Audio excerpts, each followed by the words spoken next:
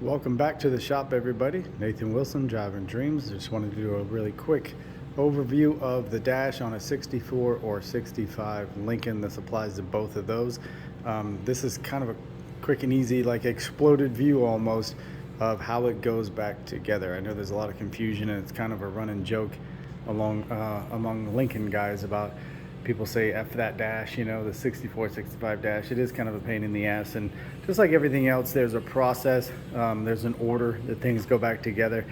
So just if it helps you guys, whether you're taking it apart or putting it back together, this is kind of the order. So this piece here just kind of snaps on, and this isn't the one we're using, this is a crappy one from the shed, but just to show you guys, those little clips right there, down at the bottom there, and then these screws here. So those clips go in these little notches, and I think I did a video about that part a while back, and you kind of just pull it up out. That's the only thing that holds it on. It clips into these little tabs there, and then it has screws. You'll see these little screw holes. So that has screw holes that hold this when you get to the end. This piece that's basically like a piece of angle iron, the screws go in through there. So you can see I've already got, this is our little custom speaker pod thing that I made for the focals. Then the 5.5 or the 6.5 are going to be down in the kick panel.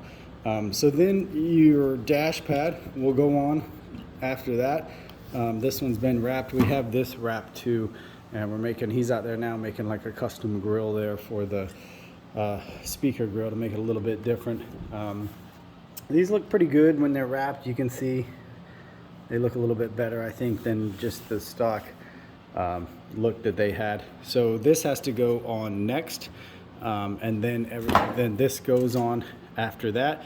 You can do it one of two ways. You can put these studs in here first, or you can put them in here, and then we still have to poke the holes in this leather here, and then put this on. So if you do my AC controls like I had showed you guys, that'll be on there. But other than that, most of your stuff won't be on here.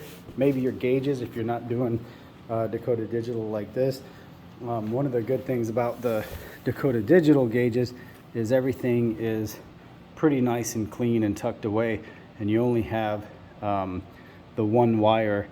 It's like a Cat 5 or Cat 6 wire that feeds the gauge panel, and then everything else is kind of remote. So this will go on, and then you'll slide. Typically I actually put the radio in this part, and there's a screw right there that holds the radio in.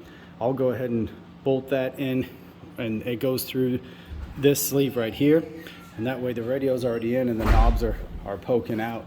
And then you just kind of finagle this piece on. The only thing that's slightly tricky is you'll have your AC controls there. They've got to kind of line up just right, 1, 2, and 3 in these little slits. So you just got to make sure those line up right to get through there. And then when you, if you're taking it off, the only thing you have to do to take the dash, to take this part of the dash off is the 3 knobs. You know, you have the little set screws. You take those 3 knobs off, and then the 2 radio knobs. The 2 radio knobs, they just pull off, and then there's you pull the knobs off, and then there's a nut right there that holds it on both of those. Once you take those 2 nuts off, and then these are just little Allen keys. You take those off, and then this whole piece here will just kind of come off. And then, so if you were doing it backwards, you know, this would be the first piece. So once this is on, this piece actually goes over it like this, I believe. So you'll see that, like if you're just taking it off, you'll see that up under the dash, and that'll be right up under there in the leather part of the dash. So you'll take this off first, and then you'll see a bunch of screws around here. The top screws will hold this piece on, and you got some bottom screws here, and this piece will come off. Then you start working on all this shit. So I don't know, I just figured since I've got it all out here right now, I'm getting ready to put it together, it might be helpful to make a little quick video, just kind of showing it all laid out in the process of how it goes back together. Hope that helps you guys, and we'll see you next time.